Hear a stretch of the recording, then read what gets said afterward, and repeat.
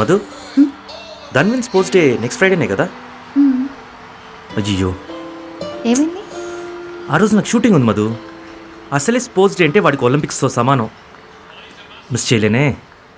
ఎందుకు టెన్షన్ పడతారు? నేను ఉన్నాను కదా, నేను చూసుకుంటా. నువ్వు ఎప్పుడు ఉంటావు, నేను ఉండాలి కదా. మన ఇద్దరు కలిసి వెళ్తేనే కదా పిల్లలు హ్యాపీగా ఉంటారు. ఇంతవరకు మన పిల్లల్ని స్పోర్ట్స్ డేని ఒక్కసారైనా మిస్ చేశామా? నేనే దొక్కి చేస్తా. ఫస్ట్ ఆ మేనేజ్ని అడిగితే తెలిసిపోద్ది. స్పోర్ట్స్ డేతో పాటు నీతో ఒక మంచి డేట్ కూడా అయిపోద్ది. సరే అండి, ఏదైనా ఇద్దరం కలిసే కదా చేస్తాం. అదే కదా మనం చేసుకున్న రియల్ ప్రామిస్. అదే కదా మనం చేసుకున్న రియల్ ప్రామిస్.